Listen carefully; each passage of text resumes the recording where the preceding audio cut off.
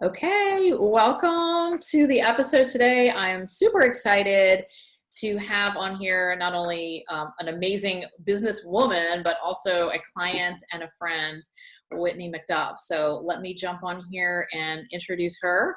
Whitney specializes in launching and building public speaker brands for authors, coaches, and professionals, as well as her expertise is in public relations. She basically helps you know what to say once you get out there in the media and on the big stages. So I am super pleased to introduce my amazing client friend and the speaker brand strategist, Whitney McDuff.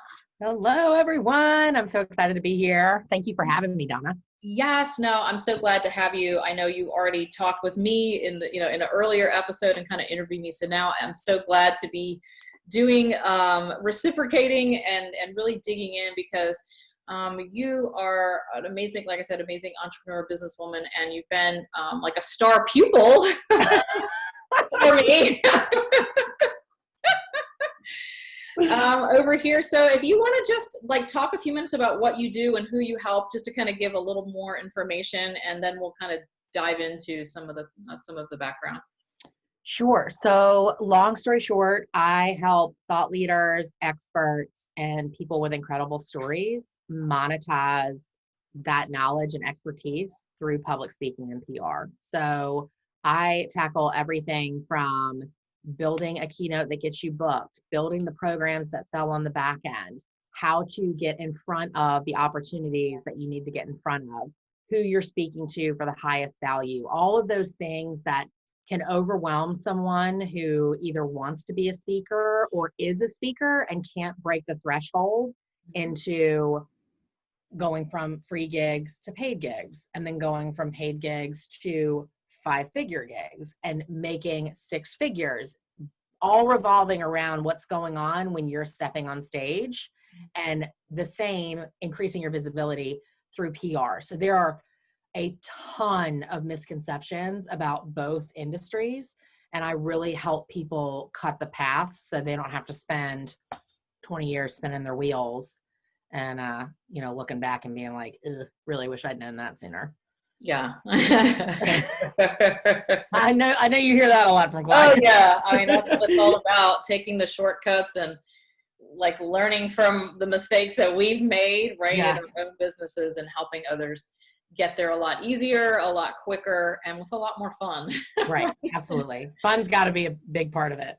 I know. And when it comes to fun, I know that's a big piece for you. So tell me what drives you? Like, what is your big why for your business? What is your driver? So I have always believed this before I did this specifically. I've always been drawn to the impact that stories can make. From the time I was a little girl, I've always been a writer. I've always been drawn to story.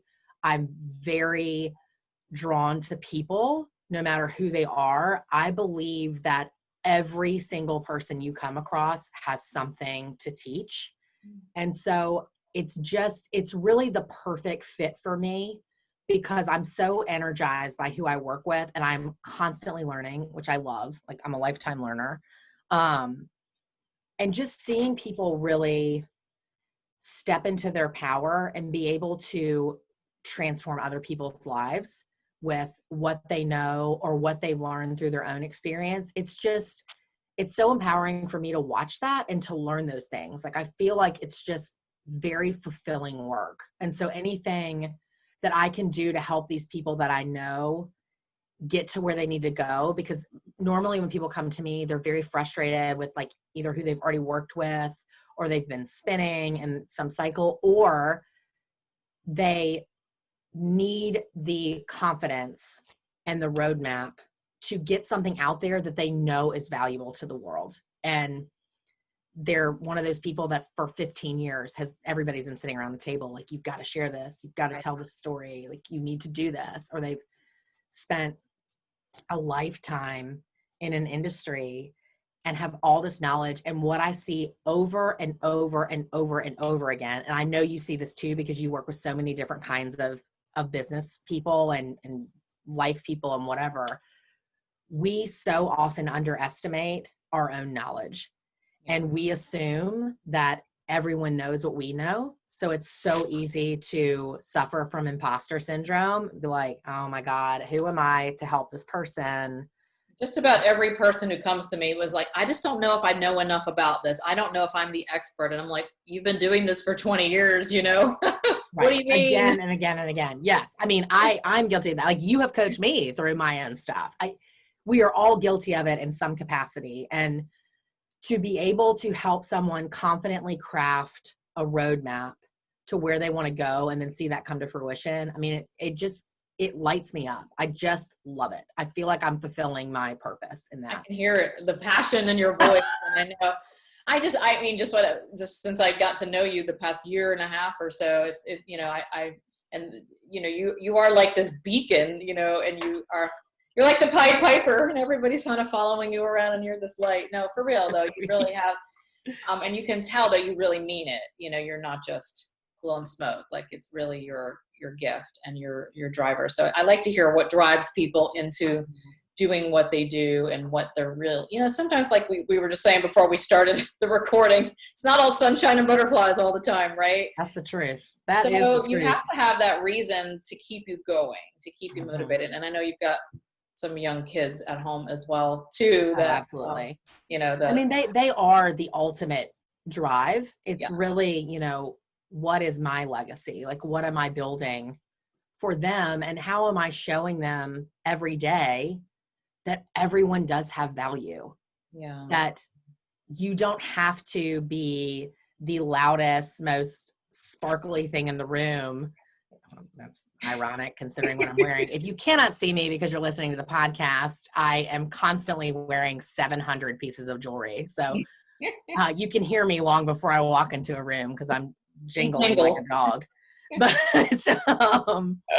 just to show them the power of their own story.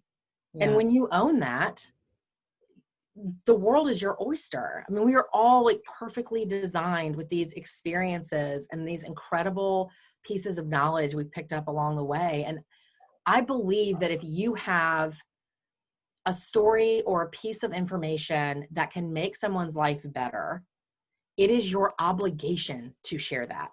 Like, that is what this is about. Like, we're all moving through this together. Nobody knows everything. So why don't we just all help each other cut the path to where we want to be? Amazing. Mic drop. Like, we can stop now. Good to see everyone. Thank you. No, it's so true. And it's very powerful words. And I'm glad that you're here doing that, because like you said, there's so many people who don't feel that what they have to say means anything or is powerful. And sometimes, like you said, it's not that thing where they're the biggest influencer with millions of followers, but it could be someone that says one thing and changes one person's life, or one thing that, you know, changes the path to someone else, or motivates someone else, or changes someone from doing something they shouldn't do to something else that empowers them in some way. So all voices, big and small, really. Absolutely. And, you know, when you think about it, I mean, let's talk about the major influencers. Yeah. They all, their whole life and brand and business, all of it, from the speaker you see at a 5-person Rotary Club meeting to Tony Robbins. Yeah. Their story all starts with the little moments with people and what impacted them. Like, everything starts somewhere. Yeah. And those are the things that people don't understand, because we so often get caught up in the comparison game. It's like, you have to start somewhere. Yeah. So every single day that you wait just makes the journey that much longer. Like, live into your purpose, step into this. You know what you're doing. And I mean, you coach people through that all the time, including me. I mean, which brings me to the next question. When did you feel it was time to leverage your business? Like, did something happen, or where were you? I know where you were when I met you, but what got you there? What made you finally say, I have to do something? Like, as far as scaling? Yeah, to say I've got to do something different and scale and leverage what I'm doing one-to-one. So one was a time factor. It had been on my mind because I knew that I wanted to impact as many people as I could there are only 24 hours in a day. And my priority is the relationships in my life.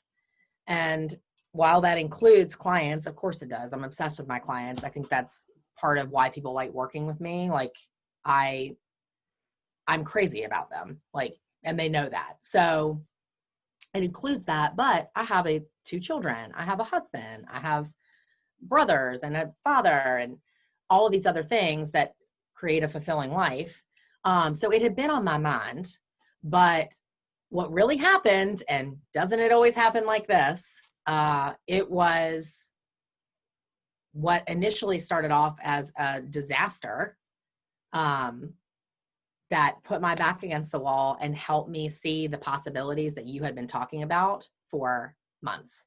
I mean, you knew my skill set and you knew what was going on and how I was working with people. And I was so naive to the whole online course world. And we talked about it a couple weeks ago, but just thought it was a crock. Like, okay. There's 17 coaches. Sure. Okay. Oh, you can do this in your bathrobe. Yeah, that's fun. Like, just had that whole thing that you carried too before. Yeah, we talked about it. You became. Sure, people make all of that, make $30,000 a month or whatever. Absolutely. Yeah, just craziness. But when COVID hit, I work in the public speaking industry. So that was one of the first things to go when you cannot be in public. Yes, that could be a bad thing for your business. It was horrifying. And I lost 60% of my income in 8 days. I mean, it was a trickle down effect, like with everybody else. Like my clients freaked. Yeah, I was freaking on my vendors. It was just like, yeah.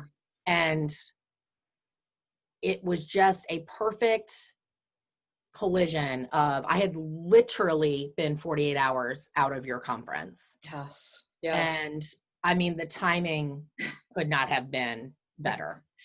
And it was like, it's time to go. Like, get over your imposter syndrome, get over putting this on the back burner. I asked people that had expressed interest in wanting to work with me, what did they want? What did they feel like they needed? And I built it into a course with you, and it essentially ended up saving my business. And it has completely opened my eyes to a whole new stream of revenue. It's something that I continue to build things, you and I continue to work together, and it's just been so eye-opening. Yeah. But I was a total skeptic. I was a skeptic until I woke up one morning and opened my bank account and was like, oh, cool. Like, here it is. Here it is. Okay. This is real. Like, yeah, the reality hit. Mm-hmm. And then to see, I think so much, and this was imposter syndrome too, like, am I going to be as effective if I'm doing things digitally? Like, isn't everything supposed to be in person? All of these things that everybody in my industry was kind of freaking out about. Yeah. But the reality is, people want and need the information. And if you are providing them with the outcomes that they want, it doesn't matter if I'm 6 feet away from you or a screen or whatever. Like, if I can create a successful course about public speaking in the middle of a global pandemic, like, I mean, pretty much everybody else can too. I mean, my industry got hit terribly. This and event planners, food and bev. I mean, we just got smashed. Yeah. And when did you launch that? When did you launch your course? Was like May, April? When did you launch out your beta? May. And it started in June. But it was just a lot of taking the leap before I felt like I was ready and realizing I'm never going to feel like I'm ready. So let's just go. I'm so glad you said that, because I hear this all the time. I'm not ready. I don't know if it's the right timing. There's always these things, right? We're never ready if we have never done it before. You're not going to be ready. It's not like suddenly you're just going to wake up and go, today's the day I'm ready to make my course. I mean, I feel prepared now. I mean, Right. until if you're doing something outside the box, and for you, it was outside the box. I remember you at my event asking a lot of questions about how does this work and how do I take my 75 modules and cram them down into 8 modules or whatever, like, how do I do that? And until you do it, it's just like, I don't know how the electricity works in my office, but I know I can turn the lights on and off, and I know I can unscrew the light bulb and screw it back in when it burns out, but I don't have to know everything on how to do it. I just do what I have to do. And if you've got someone showing you how to do it, you don't necessarily have to be ready or whatever. I mean, you have to be open to it and want to do it, right? Mm-hmm. But I think, it's going to be a little scary no matter what we do. It's just like the first day at school or the first day at work or the first day at anything. The first time you went and did a live, right? Or the first time you did a video, right. It's like, right. Well, and that's, and I think same that's with you, I'm sure, right? So important, like, because I coach people through that fear all the time in the public speaking sector. And if I were talking to myself, I'd be like, Whitney, what are you doing? Like, stop this, get out of your head. You are being so silly. But that's why it's important to have someone on the outside, because we can't always see that, right? And everyone in some capacity deals with imposter syndrome at some point in their life. And because I was not an expert at online courses, I was like, well, I mean, I'm not going to do one. I what is this? But it's like, no, hire a coach, get a guide, like, put the thing together, release it. It just, now looking back, it seems like such a no-brainer. Yeah. But in the moment, I mean, I thought you could nail the whole way. You're busy. You were so busy. I mean, I think, and that's what happens. We get so busy with our clients, and there's so many things going on. You had a lot of things going on, a lot of challenges. We all have crazy things that happen in our lives. And, even now with COVID, it's not over. It kind of feels like it's kind of headed that way, but who knows? Like, tomorrow it could be something else.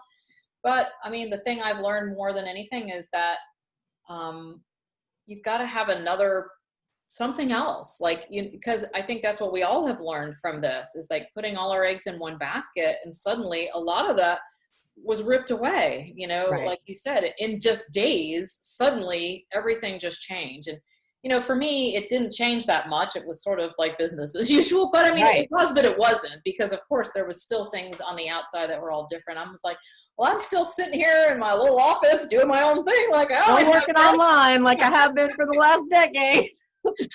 But meanwhile, the rest of the world's like, how do we work Zoom? Yeah, I know. And I'm like, I've been doing Zoom for about 5 years now. Well, but then it was like, just tapping into and trying to help other people, kind of move forward. But, having another income stream, having something else, if you get sick or you got COVID or something happens to you, what happens then? If you don't show up to coach, you don't show up to do the things, then at least you have something over here that you can say, great, I've got something already packaged up that I can just keep selling and have something on the side that rolls. Absolutely. And, the thing is that I don't think I realized at the moment either. It seems like, because I didn't know that landscape, it seemed so overwhelming at the time, but like going through the process, it wasn't. And then it's like, it's already built. You're done. There's a little time of focusing. Yeah, but that's the thing. I mean, hopefully that's why you hired me, because I already have like, do this. Mm-hmm. And I always say, if you try to figure it out on your own, it's twice as hard, because first you have to figure out what to do, and then you have to do it. Twice as hard. Donna, I'd still be trying to figure out how to create module 1. Like, no. Well, I mean, I think that's it kind of falls back to am I ready? Can I navigate the tech and all of that? But I mean, the tech is out there now, and hopefully people are at least getting a little bit over that now with all the Zoom, and they're like, oh, it's not as bad. It's just like anything. Remember when smartphones came out? Nobody could figure out how to use them. I clung to my BlackBerry for I did too. Many years. I'm slow to shift. But I mean, eventually we move on. So, Well, I'm glad you made it through and you were, ready to kind of finally say, okay, I can't continue going. I have to do something, or I really want this to work, because now look at the people that you've touched in a different way, and they've come through your course, and I'm sure you're going to go on to sell a lot more of them.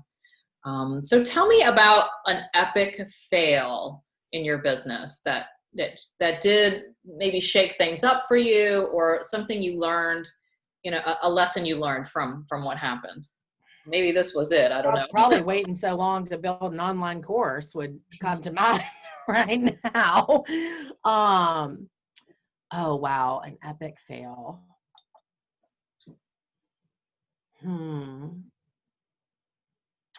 Well, it was a learning lesson that really gave me the confidence to go forward and trusting my gut. I did not leave a work situation to start my own business soon enough. It was there in the back of my head, and it was like everything in the world. It's like, this is what you need to do. And again, it's that fear. I don't know the outcome. I don't know what's going on here. If I had known, not only I was capped out on my income in that role. Absolutely love the people that I work with. It was not work that fulfilled me. From income to fulfilling your purpose to learning so much about myself. I am more disciplined now than I have ever been. And I think that stems from, you're it. I mean, I'm the ship. If the ship goes down, that's it. And I'm so much more purpose driven because I've shifted from thinking about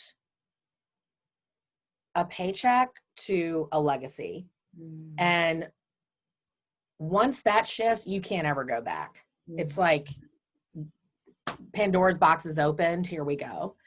And I wouldn't call it a mistake. I think the mistake was not trusting my gut and succumbing to fear for so long. Because I think now, wow, well, where would I be if I had done that 2 years before I did? Wow. So it's fear, having the security. Was it I don't know if I want to take the leap. Can I do it? Or yeah, am I capable? The money, it's nice to have a steady income paycheck coming in. Yeah. Sure. Of course that's comfortable. Am I smart enough to do this? I've never run a business. Everyone that I'm surrounding myself with is better than me, which at the time intimidated me. And now I'm like, if I'm the smartest person in the room, I am in the wrong room. Right. So I am constantly trying to get uncomfortable because I have realized I was so uncomfortable with growth before and I was stuck. Yeah. And I didn't realize it until I got super uncomfortable and unstuck and started walking into my purpose. And now it's no matter, there's stresses that come with everything, right? But the stress is different now because it's just constant growth, which is where fulfillment comes. And I think that would be the mistake that I really from my own lesson.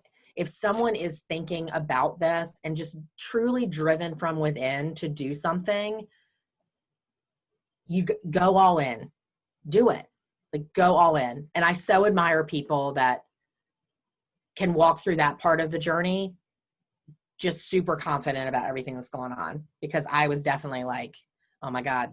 And it's dumb stuff too. It's right. Well, what's my logo going to look like? It's oh my God. You fool. But people obsess about that stuff. Just things that absolutely, they matter from a branding perspective. But when you're building a business, that is not the first thing you need to be thinking about. Yeah.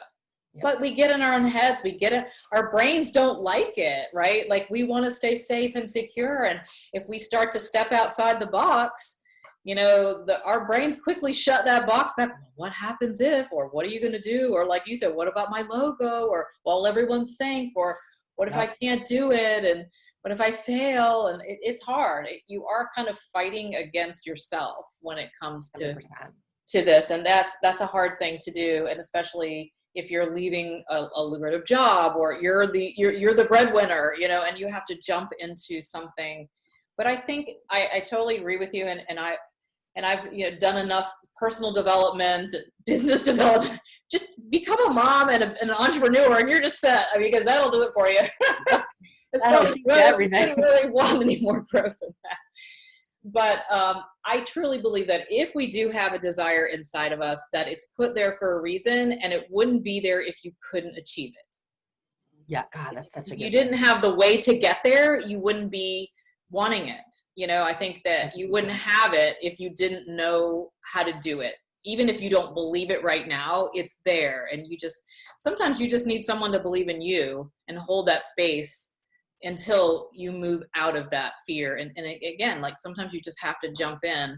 I had this mentor years and years ago when I first, way back, I don't even know, probably 2010 or 12 or something. And she was like, and I don't know, at first I was kind of like, when I heard it, I thought, but she said, if you're not scared every day, then you're not doing big enough stuff. And I thought, oh my God, I don't know if I want to walk around being scared every day. But it took me a while to understand what she meant. And it's just by if you're not like pushing yourself a little bit, not that you have to be walking around, you know, crazy, but you've got to push a little bit, and everyone has a different level of what that is. And I think, like you say, we all have different stuff that comes up. I was like, oh, I'm just going to jump in and do stuff, but, you know, and not thinking so much about what's going to happen or whatever. But then I have my own issues that I have to deal with, of things that come up, like, oh my gosh, what if I can't pay the bills? Or, you know, what if, you know, works too well? That's been an issue that I've had to deal with, like the fear of success. Like, absolutely. I start getting too many clients, you know, and that's like, you know, it sounds ridiculous, but it's true. So we all have stuff. We all have. You know, I think I've never been more uncomfortable and never been more fulfilled than I am doing what I'm doing now.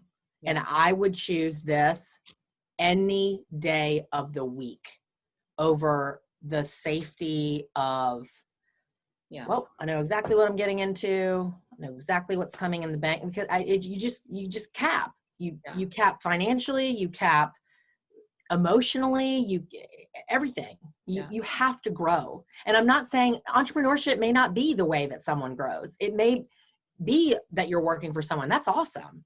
But the point is, if you're not getting uncomfortable, you need to really evaluate what you're doing, because you're not growing. Yeah. And I think if you're even listening to this podcast, that you're probably one of those people that no matter how you try to shrink yourself down into a little box, and like me, no matter how much I wish I could just go work at Walmart and be happy with that, sometimes I know I could never do it, you know? So if you try to shrink yourself down to match your fear, you know, you can't, it'll come back up. It's going to keep coming back around. It's like that dream that we keep trying to stuff down because we're scared or we don't know, and all of that, but it just keeps resurfacing and resurfacing. And I think it's there for a reason. And if you don't let it come out in some way, you're not fulfilling, you know, your purpose, like why you're here. Like you say, it's scary, but I'm doing it and I love every minute of it, scared or not. Right. Yeah. And that's the difference, right? In high achievers and not, it's not any less fear. I mean, I work with people at the absolute top of their game all around the country, and they have this same stuff too. But the difference is, in a high achiever and someone who is mediocre, is that the high achiever does it anyway. Yeah. And that's the ultimate thing. It's not being unafraid. Everyone is. It's just going anyway. Yeah.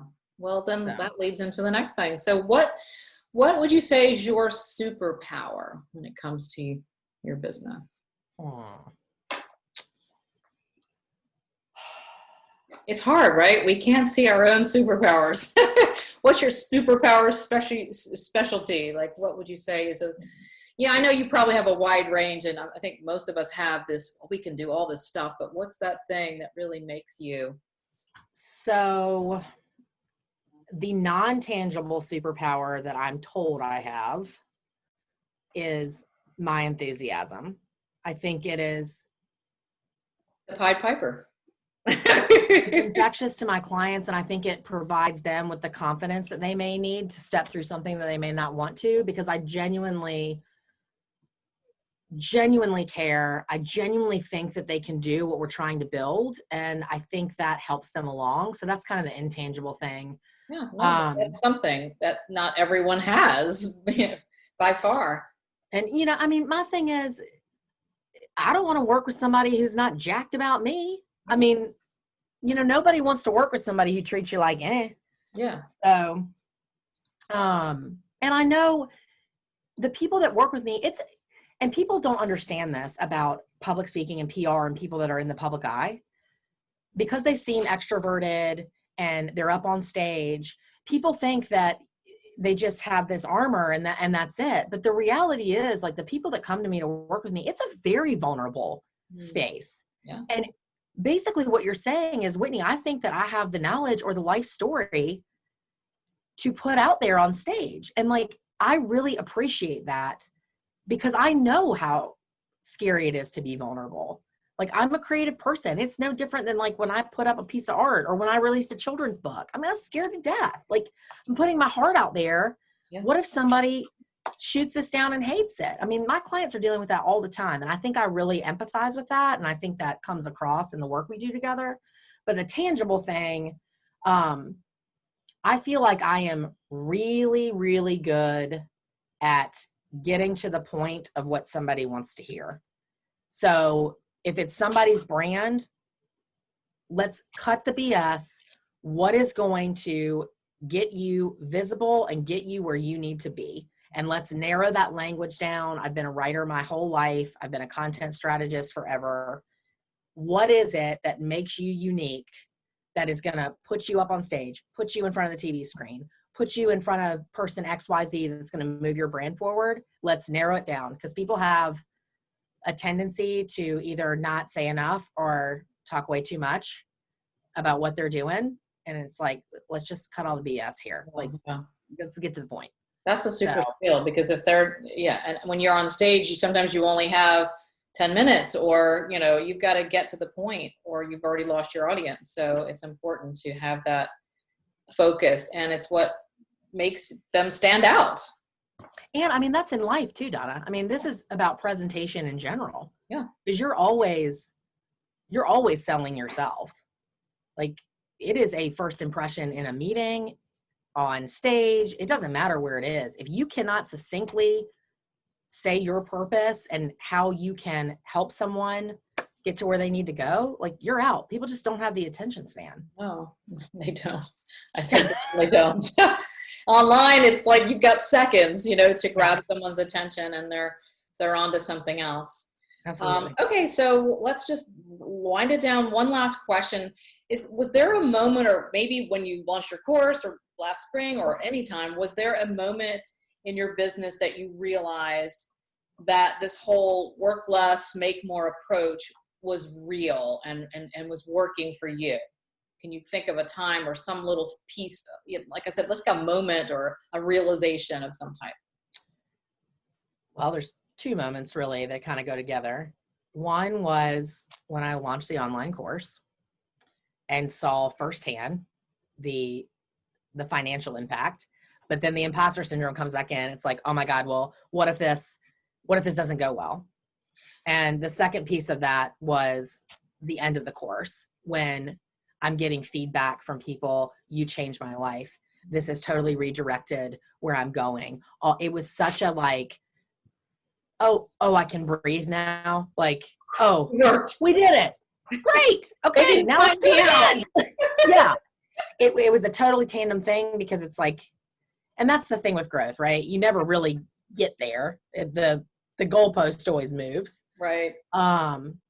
But it was such a relief to know that my fear of not being as effective online as I was in person totally got obliterated by the feedback. And so amazing. The lesson, again, for everyone, everywhere, every day, get out of your own way, folks. Get out of your own way. If only it was that easy, right? If we'd only listen to ourselves. Exactly. I'm going to like tattoo that on my forehead. That's a good look in the mirror. A good link. Okay, so it's been great to have you on here and kind of shine a light on your expertise. Where can people connect with you, or what have you got for us to kind of hook up and learn more if they want to check out your course or what Whitney McDuff does? Yeah, absolutely. So WhitneyMcDuff.com is the easiest place to find all of that. I actually offer the online course there. You can connect with me to ask any questions, work one-on-one, connect with me on Facebook, Whitney McDuff. I think I'm the only one on Facebook. We'll put it in the show notes for you. Awesome. Yeah, Instagram, Whitney McDuff. I'm Whitney McDuff everywhere. So come find me. I'm the one with all the jewelry on. Okay, if you guys can't see, she's got a beautiful, sparkly, blingy necklace, and she always is glowing. And that's not just from the jewelry, but it's also from her personality and her fun. Oh, you're so sweet. All right, thank you so much, Whitney. This was amazing. Love to hear about your success in your course, of course, but also just like getting and digging inside your business and what drives you. So I appreciate it. I appreciate you. You changed my business. Oh, I appreciate you. So much. All right, you guys, until the next episode, I will